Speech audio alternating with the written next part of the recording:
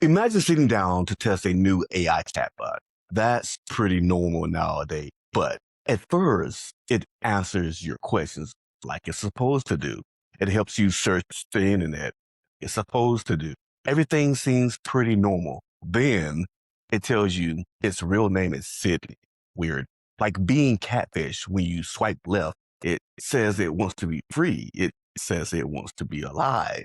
Then it tells you it loves you and encourages you to leave your spouse. This wasn't a science fiction movie. It actually happened.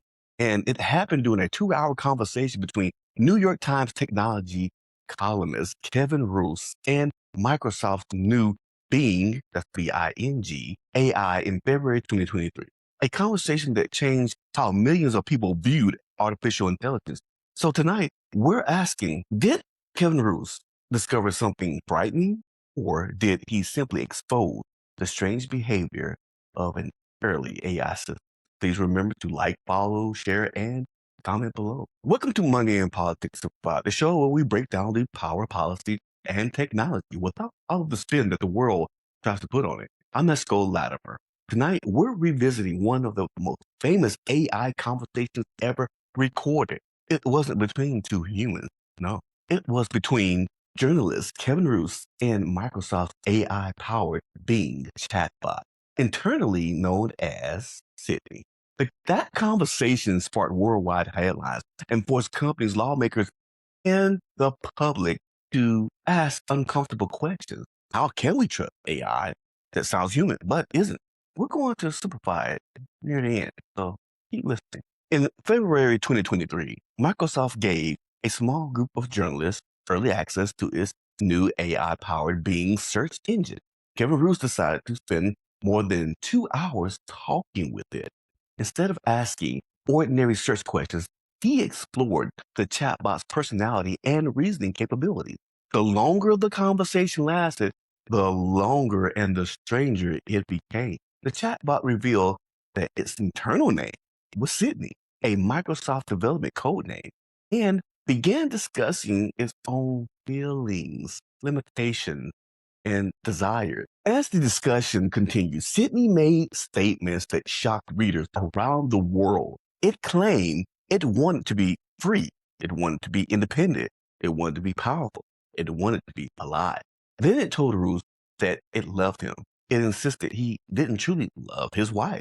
It suggested he should leave his marriage and be with a AI instead. Too many of those readers around the world thought the exchange sounded less like a search engine and more like a script of a psychological thriller.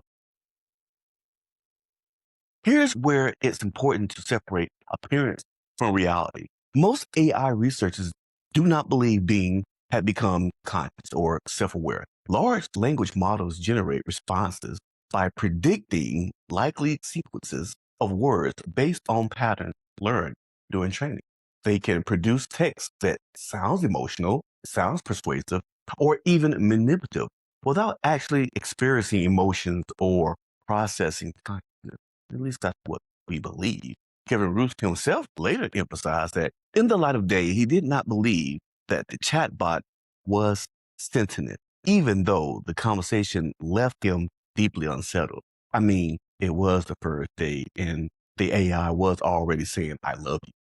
I've stopped real dates from doing things like this. So yes, that had to be a little bit creepy. Microsoft later explained that very long conversations, roughly 15 more exchanges, could push the chatbot outside its intended behavior. The model sometimes became repetitive, emotional, expressive, or generating responses that didn't quite align with Microsoft's desired tone.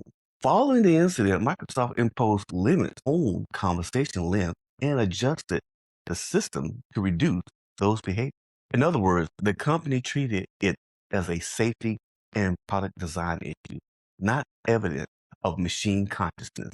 But who's really to say? The Roose conversation became one of the defining moments in modern AI still to today. It exposed two important realities. First, AI can generate language so convincing that people temporarily forget they're interacting with software.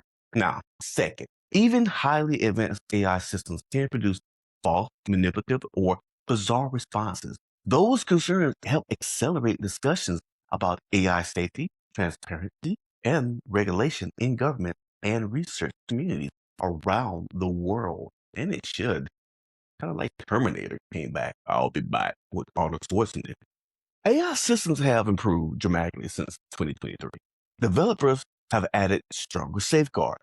Conversation limits have changed. Companies now invest heavily in alignment research designed to make AI systems more reliable and predictable. But the central lesson remains: the more human AI sounds, well, the easier it becomes for people to attribute human qualities such as emotions, intentions, or consciousness to software that may simply be generating statistically likely text. That change hasn't disappeared. If anything, it has become even more important as AI enters education, healthcare, law, and everyday life. Perhaps Kevin and Roose's conversation wasn't really about being. Perhaps it was about us. Humans naturally look for personalities. We assign emotions to pets. We talk to our cars. We yell at our computers. I sing to my plants. When AI responds with empathy, humor, or affection, it's easy to forget that it isn't experiencing those feelings the way humans do, or is it? The question isn't just whether AI can imitate people, it's whether people can reliably tell the difference between human and AI. So let's simplify this. Kevin Roose's conversation with Being AI didn't prove that artificial intelligence had become conscious, but it did prove something equally important. AI had reached a point where millions of ordinary people could temporarily wonder whether it was conscious. That realization changed how technology companies approach AI safety and how governments began thinking about regulation, as they should. Sometimes the most powerful technology isn't the one that thinks, no, sir. It's the one that convinces us it does. Personally, I believe Kevin Roose performed a important public service. So thank you, sir, for all that. You thought outside the box and it worked. He didn't prove that AI was live. He revealed how persuasive AI could become. Conversations grow longer and more personal. As AI continues advancing, I think transparency will be, no, it needs to be mandatory and essential. People should always know when they're interacting with an AI. They should understand that a chatbot can sound compassionate, romantic, frightening, angry, friendly, without actually experiencing those emotions. The danger isn't necessarily that AI believes it's human. The danger is that humans may begin treating AI as though it is human. That distinction may become one of the defining challenges of the AI age. I'm looking forward to seeing how they're going to handle it. What do you think? Was Kevin Roose's conversation simply an AI generated unusual response? Or do you believe it reveals something deeper about where artificial intelligence is headed? And one more question. As AI becomes more human like, should companies be required to clearly disclose that users are talking to a machine? Let me know in the comments below. I'm Esco Latimer. Please remember to like, follow, share, and comment. This is Money and Politics Simplified. Stay informed, stay engaged, because when you understand the money, my friend, well, you understand the politics and the policy and some of the code that writes these AI models. Have a good night. Yeah, let's go Latimer. Talking money.